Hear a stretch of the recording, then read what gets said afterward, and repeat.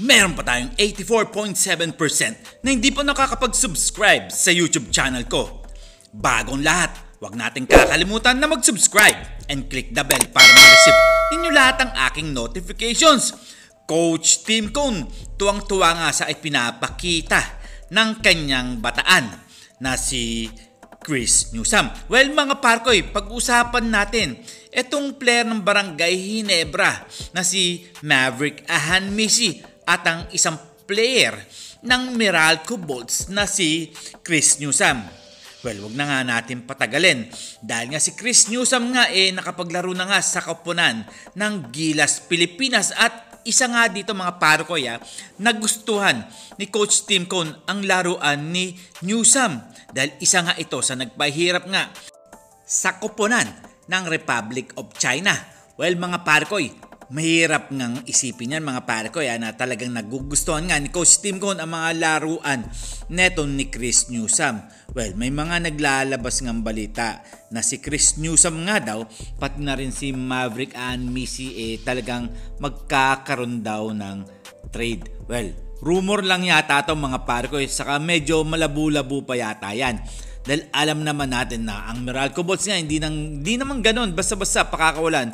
Etong si Chris Newsome dahil isa nga ito sa numero 1 na player nila na talaga nagdadala sa Meralco Bolts. Dahil isa nga ito sa nagpahirap din sa Barangay Ginebra. Yun nga lang, di ba? Tinatalo nga lang sila ng Barangay Ginebra. May 1 or 2 points lang ang nilalamang nila. Well, etong si Chris Newsome nga gustong-gusto nga rin na mapaglaro sa Barangay Ginebra dahil nga baka nga daw na makakuha siya ng kampyonato dito sa koponan na to. Saka hindi na rin niya iisipin kung paano siya paiikutin ng Barangay Ginebra dahil alam na rin ng laruan ni Coach Tim ang galaw ni Chris Newsome. Well, dumako naman tayo dito sa import ng Barangay Ginebra na si Tony Bishop.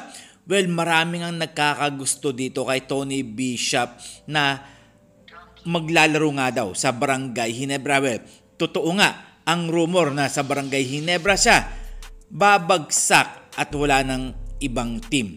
Well, kitang-kita naman natin dahil isa nga ito sa nagpahirap din sa Barangay Ginebra nung nakalaban nila sila Justin Brownlee. Pero mga pare ko hindi naman siya siguro magtatagal sa Barangay Ginebra dahil nga inaayos pa rin ang kaso ni Justin Brownlee. Well, kayo mga pare ko, ano ang inyong masasabi? Magkomento lang tayo at sasagutin natin yan isa-isa. Well, pagdating naman kay Chris Newsome pati na rin kay Maverick Ahan-Misi, abang-abang lang tayo.